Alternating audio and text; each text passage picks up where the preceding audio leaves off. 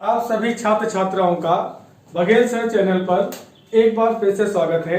पिछली वीडियो में आप लोगों ने पढ़ा था कि जल अपघटन के आधार पर कार्बोहाइड्रेट्स का वर्गीकरण।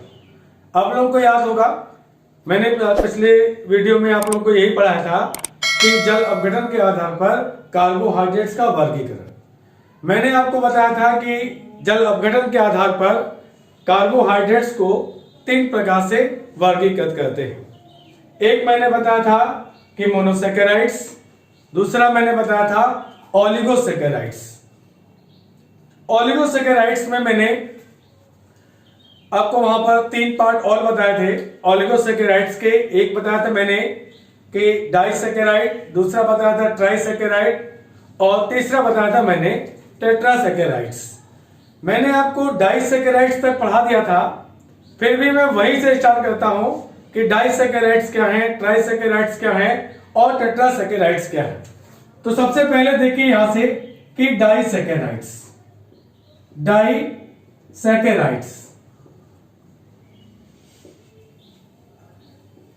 मैंने बताया था कि डाइसेकेराइड्स क्या होते हैं। आप लोगों को मालूम होगा, मुस्कुरा रहे हैं धीमे धीमे, इसका मतलब है कि आपको पता है। ठीक है, पता है, बहुत अच्छी बात है। मैंने कहा था कि कार्बोहाइड्रेट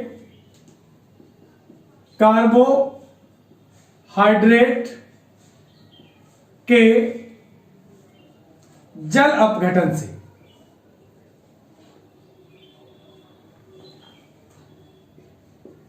दो प्रकार के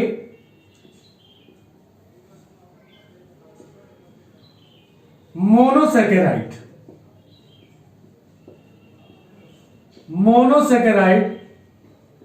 और ये मैंने बताया था कि समान भी हो सकते हैं और असमान भी हो सकते हैं। दोनों प्रकार के हो सकते हैं, समान या फिर असमान।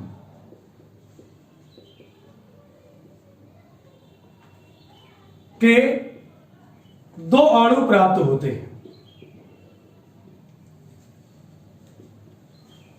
2 अणु प्राप्त होते हैं। आगे बात समझ में, तो उन्हें हम लोग क्या कहते हैं? उन्हें हम लोग कहते हैं डाइसेकेराइड्स। एक चीज यहां पर और, डाइसेकेराइड्स का जनरल फॉर्मूला मैं आपको बता दूं, आप उसको याद रखिएगा कि इसका सामान्य सूत्र जो होता है, सामान्य सूत्र C12H22O11 होता है। यह आपको याद रखना बहुत महत्वपूर्ण है। अब मैं यहां से एक एग्जांपल ले लूं, जैसे कि C12H22O11 सुक्रोज। ठीक, और सुक्रोज का हम लोग कराते क्या? जल अपघटन। और जल अपघटन करना भी आपको मालूम है, मैंने कई बार आपको बताया है।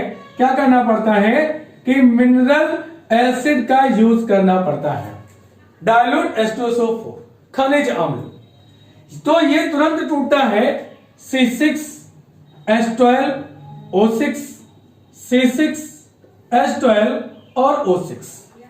इसमें एक है एल्डोहेक्सोस और दूसरा है कीटोहेक्सोस। मैंने कल बताया था आपको कि एल्डोहेक्सोस और कीटोहेक्सोस क्या चीज है? ये दोनों ही मोनोसेकेराइड्स होते हैं। इसका मतलब ये ग्लूकोज है और ये क्या है? ये फ्रक्टोज है। आप देख रहे हैं कि दोनों मोनोसेकेराइड्स हैं, लेकिन कैसे बने हुए हैं? अलग अलग बने हुए, अलग अलग प्रकार के हैं, मतलब असमान मोनोसेकेराइड्स। बने कितने हैं? कितने बने हैं? देखिए 1 और 2, टोटल 2 बने हैं। तो मतलब वे कार्बोहाइड्रेट जिनके जल अपघटन से 2 प्रकार के समान अथवा असमान क्या बनते हैं? मोनोसेकेराइड्स बनते हैं। तो ये 2 मोनोसेकेराइड्स,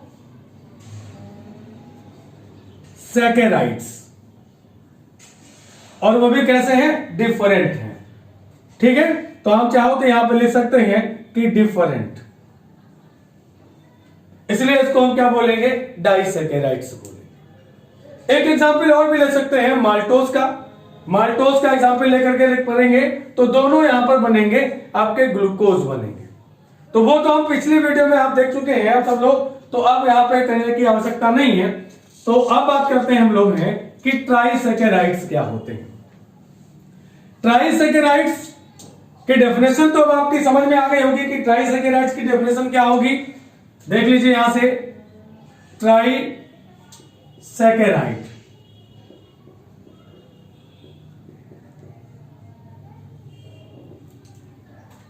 कार्बोहाइड्रेट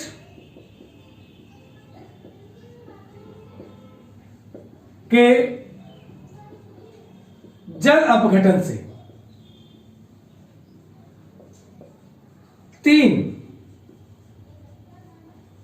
समान या फिर असमान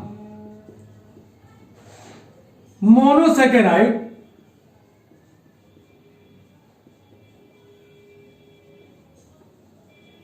बनते हैं।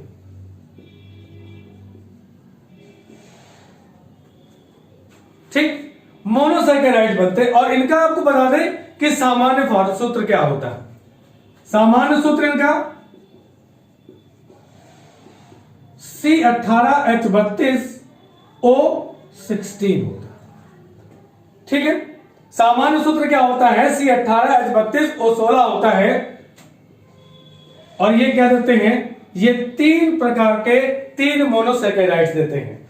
3 मोनोसैकेराइड्स कौन कौन से हो जाते हैं, देख लेते हैं। रेफिनोज का एग्जांपल लेकर के यहां से C18H32O16 रेफिनोज, यहां से H2O मतलब हाइड्रोलिसिस कराएंगे।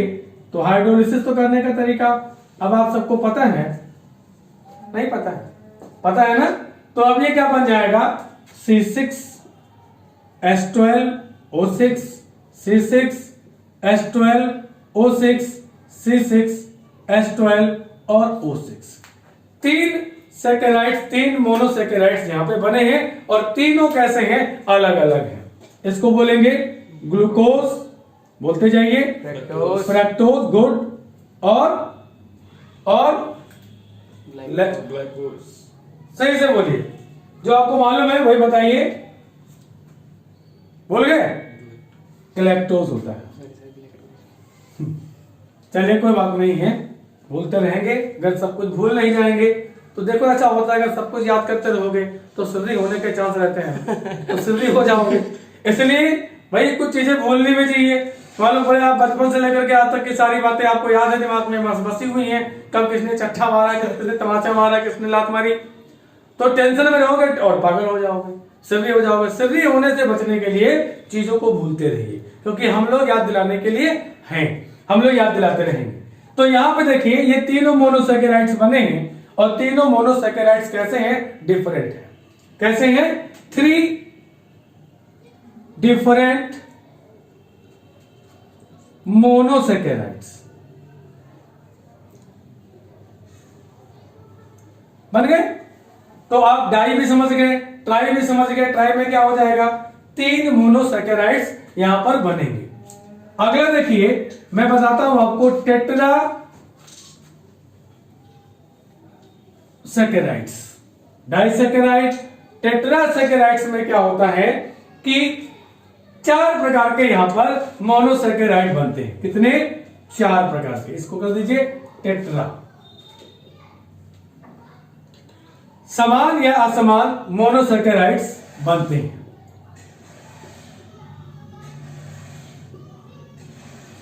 और इसका जनरल फॉर्मूला जो है, सामान्य सूत्र C24H42 और O21। स्टैचियोस इसका एक एग्जाम्पल है, स्टैचियोस। मैं यहां से एग्जाम्पल ले लेता हूं स्टैचियोस का, C24H42 और O21। स्टैचियोस, यहां पर इसकी हाइड्रोलिसिस करेंगे। तो हाइड्रोलिसिस तो करना आपको मालूम ही है, बार बार मैंने बोला है आपको, H2SO4। तो यहां पर कितने प्रकार के मोनोसैकेराइड्स बनेंगे, 3 प्रकार के बनेंगे। एक तो देखिए बनेंगे 4 ही, लेकिन होंगे 3 टाइप के। यहां पे यही तो मैंने बताया है कि समान प्रकार के भी हो सकते हैं और असमान प्रकार के भी हो सकते हैं। CO6, C6H12 O6 एक और C6H12O6, इसके बनेंगे दो, क्या बोलेंगे? गैलेक्टोस। गैलेक्टोस, ये हो गया फ्रैक्टोस और ये हो गया ग्लूकोज। तो तीन बने, तीन नहीं टोटल बने यहां पे कितने? 4 बन गए यहां से। 4 डिफरेंट मोनोसैकेराइड्स।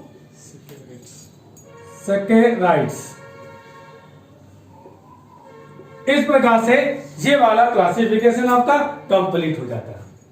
मैंने क्या बताया यहां से कि जल अपघटन के आधार पर इसका वर्गीकरण किसका भाई? कार्बोहाइड्रेट्स का। कितने प्रकार का होता है? 3 प्रकार का मैंने बताया। कौन कौन सा बताया मैंने बताया पहले मोनोसैकेराइड्स, दूसरा मैंने बताया ओलिगोसैकेराइड्स। मोनोसैकेराइड 2 टाइप के होते हैं, कौन कौन से? एल्डोस और कीटोस। और ओलिगोसैकेराइड्स कितने प्रकार के होते हैं? 3 प्रकार के होते हैं, डाइसैकेराइड्स, ट्राइसैकेराइड्स और टेट्रासैकेराइड्स। इसके बाद में अगला आता है कि पॉलीसैकेराइड्स, जिसको हम लोग पॉलीसैकेरॉन भी बोलते हैं या पॉलीसैकेरोज भी बोलते हैं। पॉलीसैकेराइड, पॉलीसैकेराइड्स, पॉलीसैकेराइड्स बहुत इंपॉर्टेंट है इस बार की परीक्षा के लिए। तो मैं तो सबसे ज्यादा इंपॉर्टेंट इसको मानता हूं कि ये क्वेश्चन आ सकता है कि पॉलीसैकेराइड्स क्या होते हैं और ये कितने प्रकार के होते हैं। पॉलीसैकेराइड्स में जब कार्बोहाइड्रेट का हम जल अपघटन करते हैं तो 10 या उससे भी अधिक मोनोसैकेराइड्स बनते हैं। यहां पर मैं सीधे लिखता हूं कि जल अपघटन से 10 या उससे भी अधिक, 10 या उससे भी अधिक मोनोसैकेराइड बनते हैं। इसका सामान्य सूत्र देख लीजिए, C6H10O5 का होल n होता है। ये जो n है ये देख रहे आप, n का मतलब है कि 100 से लेकर के 3000 तक के मॉलिक्यूल बनेंगे, तक के अणु। ठीक है, याद हो गया ना इस बारे में? क्या 100 से लेकर के 3000 तक के अणु बनेंगे। अब ये देखिए पॉलीसैकेराइड जो होते हैं ये भी 2 प्रकार के होते हैं। 2 कौन कौन से प्रकार के हैं उससे पहले मैं यहां पे एक एग्जांपल आपको बता दूं। एग्जांपल में आप ये ले लीजिए स्टार्च। स्टार्च, स्टार्च सभी लोगों ने देखा है, NH2O, और इसकी हाइड्रोलिसिस कराएंगे तो फिर क्या बन जाएगा? NC6H12O6, C6H12 और O6। क्लियर? बिल्कुल। तो ये बनेगा मोनोसैकेराइड्स।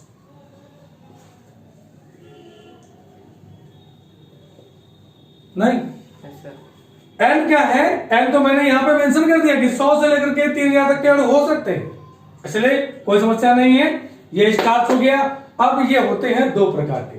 कौन कौन से 2 प्रकार होते हैं?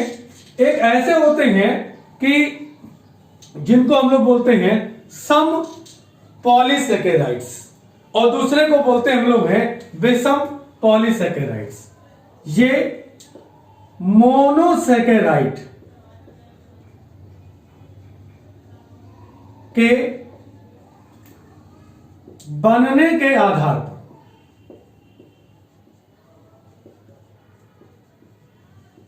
2 प्रकार के होते हैं।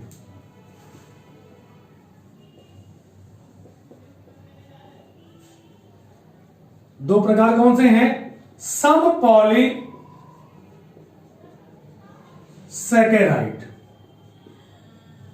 ध्यान से देखिए। और दूसरा क्या होता है? विषम पॉलीसेकेराइड।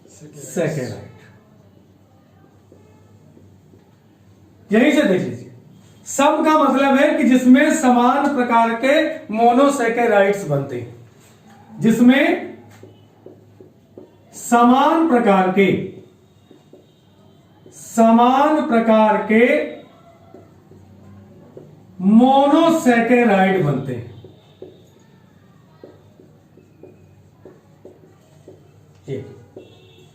उन्हें हम कहते हैं सम पॉलीसेकेराइड्स। जैसे अभी भी एग्जांपल आपने देखा था एक, कि मैंने यहां स्टार्च लिया और स्टार्च से समान प्रकार के मोनोसेकेराइड्स बने। फॉर एग्जांपल कि स्टार्च,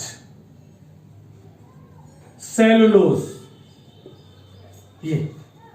और विषम में क्या हो जाएगा कि जिसमें, आप समझ रहे होंगे क्या, जिसमें असमान प्रकार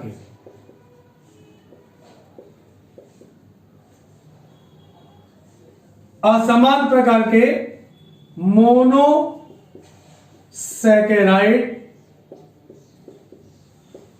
बनते हैं। जैसे कि एग्जांपल में बता दूं यहां से,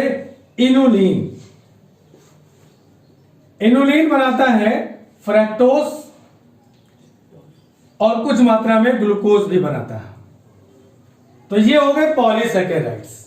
तो इस प्रकार से मैंने आपको मोनोसेकेराइड्स, ओलिगोसेकेराइड्स और पॉलीसेकेराइड्स तीनों टाइप का classification on the basis of hydrolysis मैंने आपको पढ़ा दिया। अगर आपको समझ में नहीं आया, मुझे मुस्कुरा रहे हो धीमे धीमे, मुझे पता चल रहा है कि आपको समझ में पूरा आ गया है और आप अच्छे से इसको पढ़ लेंगे। ये बोर्ड की परीक्षा में इस बात के आने के चांस इसके बहुत ज्यादा हैं। मुझे बहुत ही इंपॉर्टेंट लगता है। मैं तो ये समझता हूं कि ये समझ लीजिए पेपर में छपा हुआ रखा है, एकदम छपा हुआ।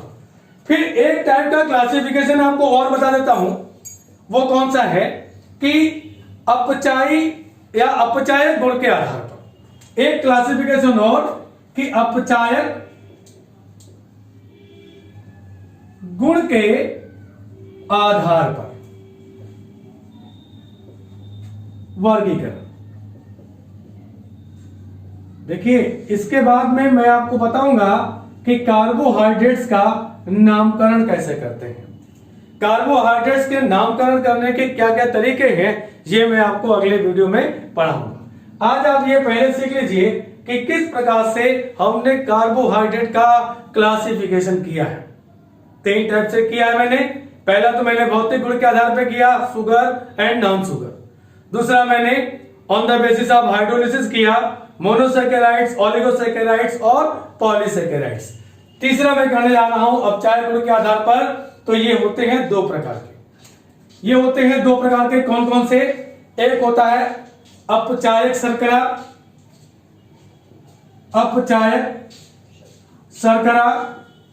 और दूसरा होता है अनअपचायक शर्करा,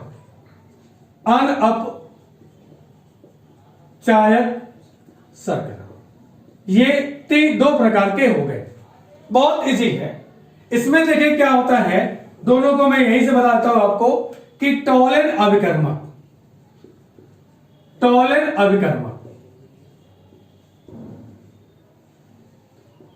और फेलिंग विलियन, मालूम भी होगा, फेलिंग विलियन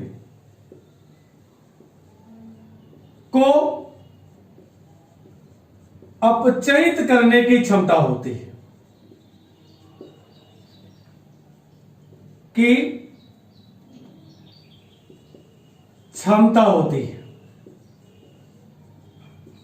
उन्हें हम कहते हैं अपचायक शर्करा। जैसे ग्लूकोज है, फ्रक्टोज भी है, राइबोज भी है, लैक्टोज भी है। ये सब क्या करेंगे कि टॉलन अभिकर्मक और फेलिंग विलियन को अपचयित करने की क्षमता रखते हैं। यहां से कि जो टॉलन अभिकर्मक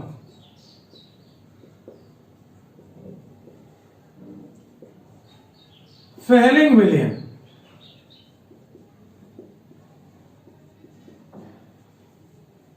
जो टॉलेंट अपकर्मक फेयरिंग विलियन को अपचयित